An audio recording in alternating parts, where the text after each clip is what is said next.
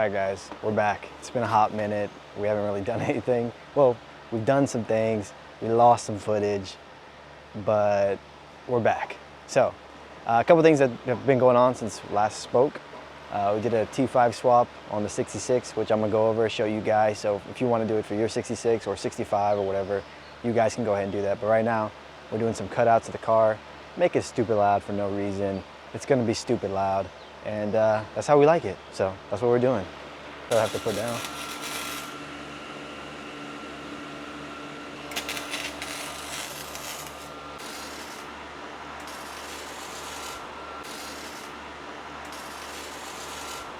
All right guys, so this right here is what we're installing.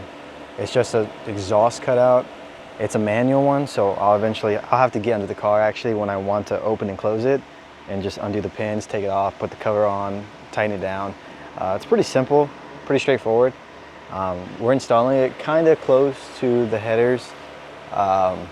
Jegs recommends that if you have long tube headers, connect it to the headers. If you have short tubes, connect it towards more of the mufflers. The way my car's set up and how it's lowered, it's too low to be towards back where the mufflers are. It'll be hitting the undercarriage. So we're putting it towards closer to the headers where it has more clearance, where if I hit a bump or something, it won't bang against it too bad or anything. So yeah, pretty straightforward. You just put a screw in there, tighten it, close it, unscrew it, take it off, it's open. So it's gonna be pretty loud. I'm excited. All right guys, so we just finished welding it together. So you can see where he welded.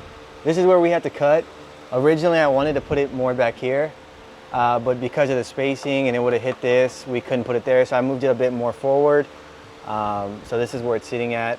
And to cover it, if you wanted to, you just put the seal,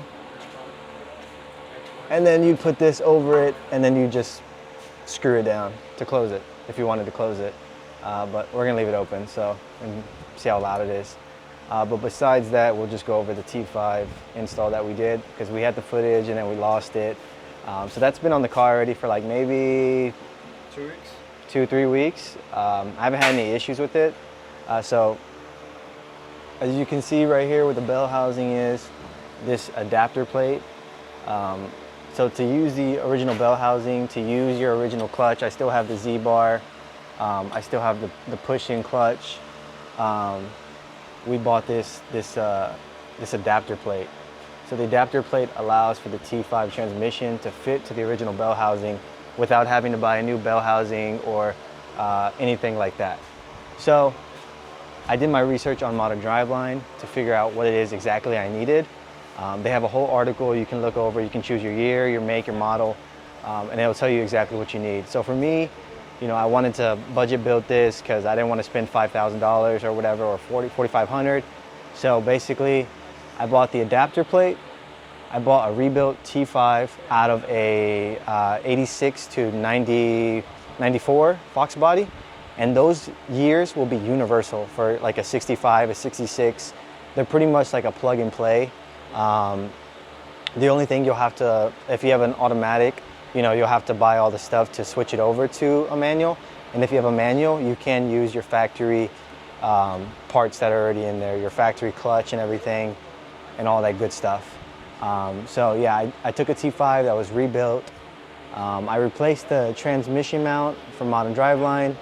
The only issue that I came into with this is that this rubber bushing transmission mount plate, I have to buy a new one. So I have a new one at home. I'm gonna have to replace it because I didn't have the bolts that are bolting here on the side.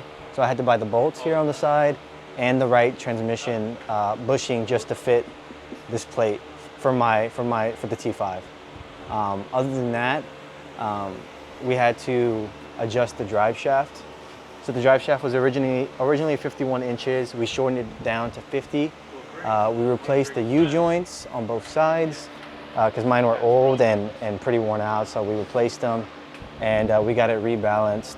And then the only other thing we did with that was we shortened the drive shaft. So the drive shaft, or the yoke, my bad, the yoke. So the yoke, you can use the original. I don't recommend it though because it could damage your output shaft and it makes it a bit harder to just take it out put it in, it's just a bit more of a struggle. So I would say buy the one that you need to just replace this. You can take it to a shop, get it replaced and balanced, or you can do it yourself. But I recommend switching that out. So we put that in, and that was pretty much it, all for the T5 swap. That's all I did.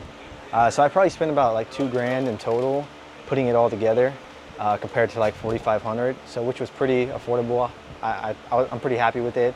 Car shifts just fine. I'm able to go like 70, 80 miles per hour, around 2,000 to 2,300 or 2,500, somewhere around there RPMs. So, you know, it's great. I love it. I enjoy it. I think it's worth it. If you like your 4-speeds, keep your 4-speeds by all means. I love my 4-speed also. But I wanted to kind of just upgrade it and be able to go a bit faster, you know. So, and I have 355 gears in the rear. But yeah, so all you need, adapter plate, a T5 out of a Fox body, like 86 to 94. If you get a T5 out of anything above like 94, you're gonna have to do a bunch of additional work to make it work. You can do it, but it is a bit more work. It's more cost effective. So this is the best route, easiest route. I'd recommend trying to find a rebuilt one, or if you have the money, just buy a T5, or you could buy a TKX. I mean, you know, whatever your budget is. But for me, budget build, that was what worked best for me. So now we're just gonna see how these sound, how loud it is, and if I regret it or not. So.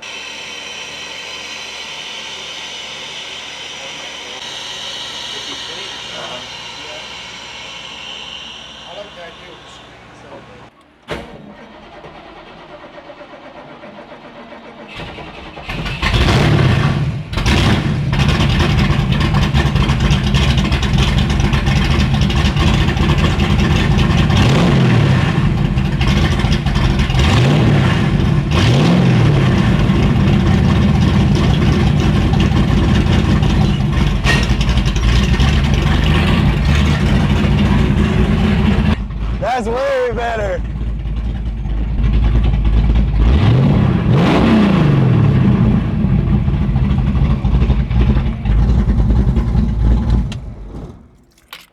Yeah, buddy. Oh man, that sounds better. Everything but a cock. That sounds so good. It just fell off. Man, that sounds good. Dude, That sounds so super good. Like the tone, the sound. It's so deep, bro. Yeah, I feel like the car. Guys, get cutouts. They're worth it. I was worried. I'm not worried no more. Dude, that's probably the best sounding car. It's not. I don't even think it's that loud though. That's the best sounding car by far. No, I don't honestly. It's louder, but I think the thing that took the best was the tone. The tone of it sounds. It's not like way it's better. not super like raspy or annoying. Like it's a deep tone. It sounds like a muscle car. It sounds like a hot scary. rod. Like, It if sounds that thing was coming up behind. like me, I think I'd this be thing has like 600 horsepower. have muffler. All right, guys, welcome back. It's been a week later. I've had the cutouts on for about a week now. Car's loud. Car sounds good. Car sounds mean.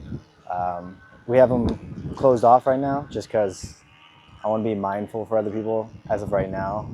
And we got the car jacked up because we're fixing some minor issues. But yeah, guys, if you want to get some cutouts, they're cheap, they're easy. You could probably get a shop to do them, or you could get clamps and do them yourself. And I recommend, if you want to make your car a little bit louder, but also have the ability to make it more quiet when you want to, cutouts are the way to go. So I like them, and I think they sound pretty sick. So I appreciate you guys watching the video and tuning along with us. Stay tuned. We got a couple things coming up. Probably another vehicle coming soon that is going to be a project and a long time to work on and do things too, but something I'm looking forward to. So appreciate you guys watching. Make sure you like, comment, and subscribe. Thanks, guys. The day of the lies,